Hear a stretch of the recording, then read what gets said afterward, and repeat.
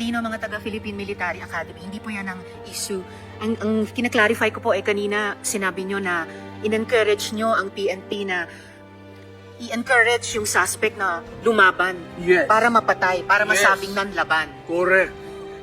Correct. Para Ito sa very ma-minimize. incorrect. Correct, yes. Very incorrect po, Yes. I may say as a It's civilian, not, sa professional police. It's Siguro napansin, pati ng former president, yung shock ng lahat. Bakit sir, yan ba ang trabaho ng police? Napatay ng mga suspected criminals? Sir, yung mic nyo. pag dumaban. Bakit Iba po yung pagka-express kasi kanina, so I had to clarify. Bakit Salamat, sila- SP Pro Tempore. bakit sila Salamat, Mr. magkamatay? Chair. Ako, sir, gagawain ko uli yan. Dublado. Your Honor. Silence, please.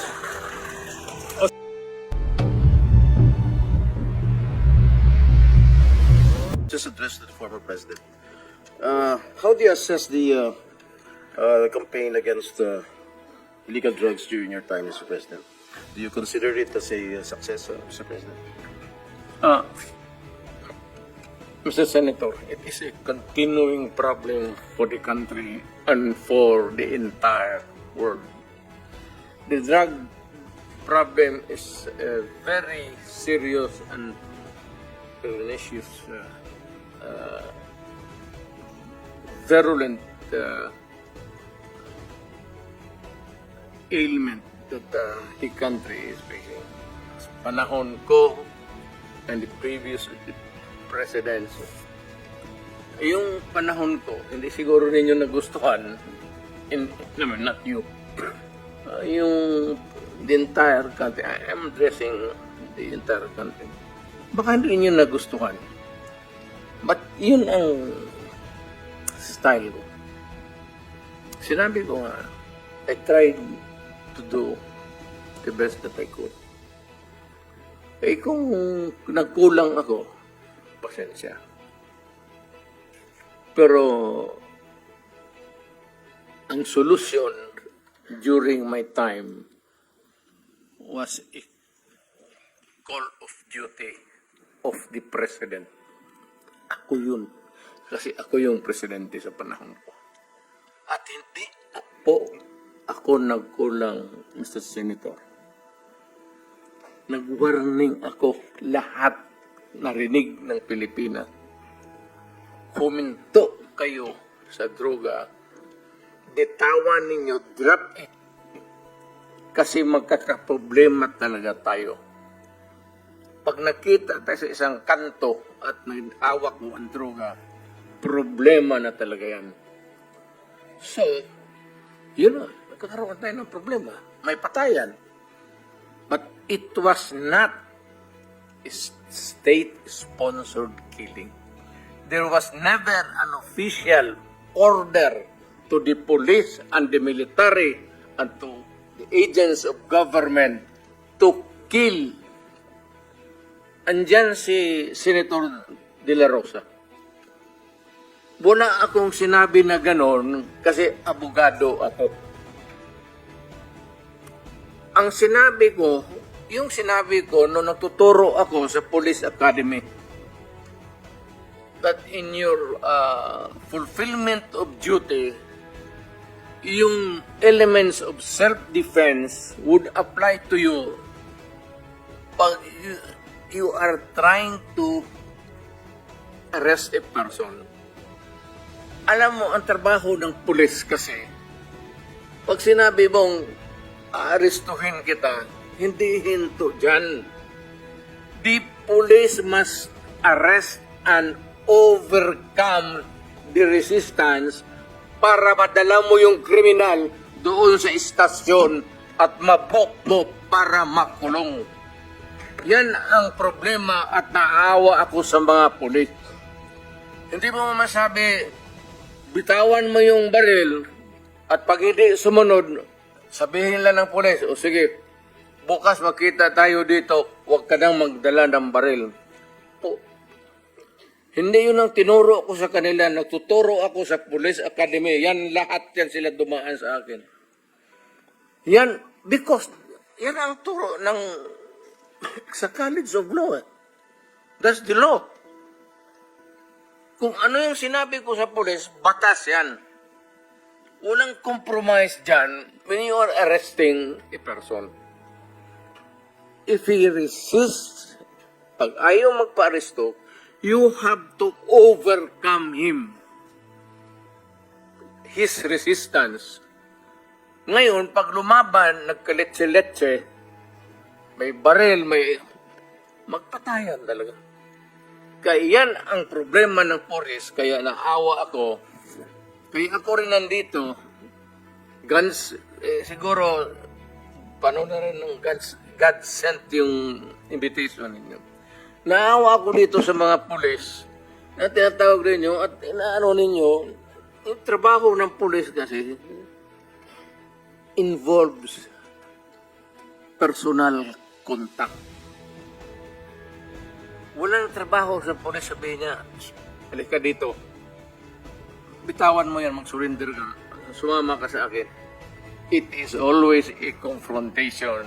And if the other guy is armed, there will always be kamatayan or injuries. Mr. President, if I may... Yes, sir. Kasi napapanood ko kayo sa TV, nung hindi pa ako senador during your term, na meron ko kayo sinasabi, uubusin ko kayo.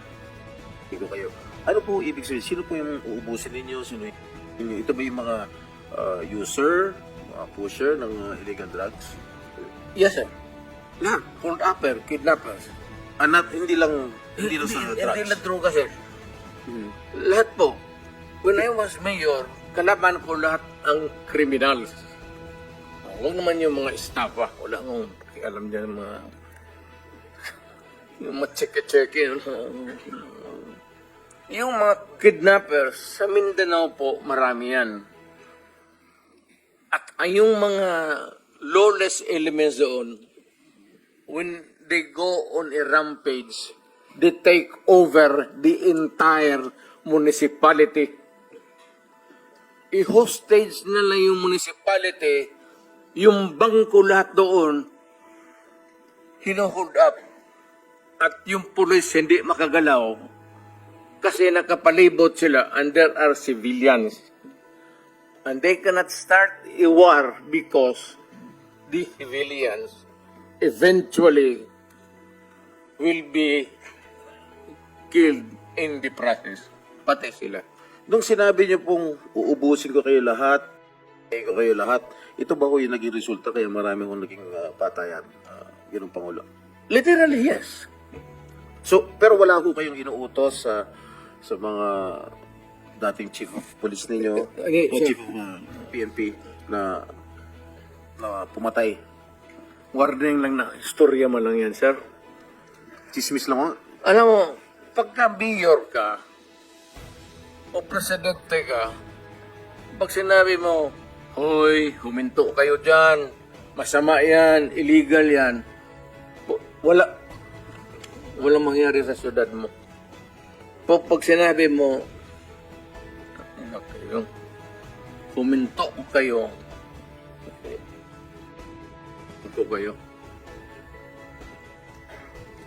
Pag hindi sila huminto, of course, the police would come in.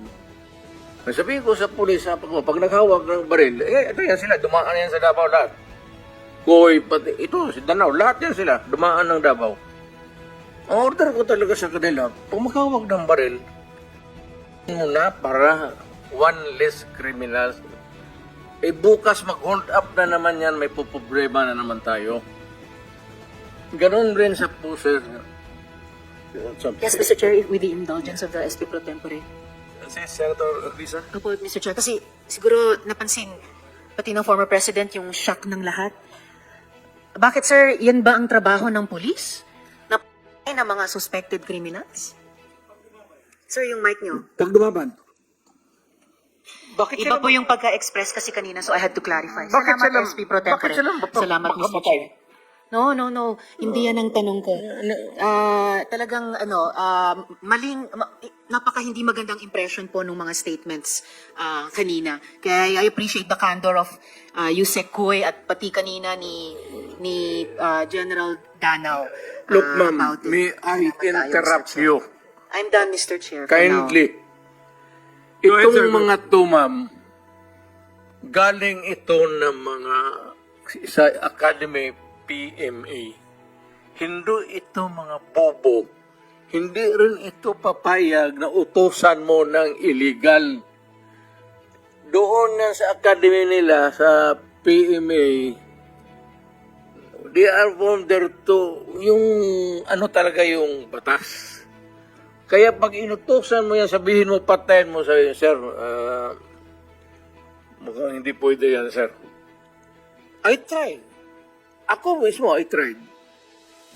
Ako, marami ako, patay mo, sir. Sir, kulong mo na lang natin, sir. Ito na. Sabi ko siya, siguraduhin mo lang na hindi ma-release. Kasi gagawa ng kalukuhan yan ulit. And they will mag-hold up na naman yan. Yan ang lalo na yung mga kaso na magnakaw, tapos mag-rape, tapos magpatay, o Mr. Chair, Can we let the president complete his sentence? What were you trying to say, sir? That Yes, pagka mag-rape, magpatay, magnakaw, magpatay, and then what do we do with them? ganun na lang ang sadness ko na trabaho ko. Thank you. Kaya hindi ko lang hindi sinabi ko yan kasi hindi ko lang sila mautusan ng gano'n na gaya na sinabi ko, nag-rape ng bata yung pinatay, patayin mo. Hindi ko mautusan tong mga to. Sabi ko, karamihan sila PMA, hindi maniwala yan ang ganon. Sabi man, hindi, sir, mahirap yan. Kulungin na lang natin, sir. Walang dumaan yan sila sa... There was never a time na sinabi ko, pinin nyo yan. Minsan yung harap-harapan sa crime scene, nakita mo yung bata, 3 years old, rape, patay, tapos nandoon yung tiyuhin. O sinabi ko, putang, patayin mo, out of outrage. In the moment of outrage, putang, patayin mo.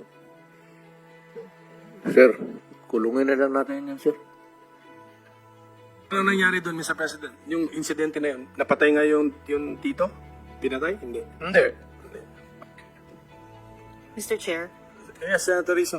alam ko po na matatalino ang mga taga-Philippine Military Academy. Hindi po yan ang issue.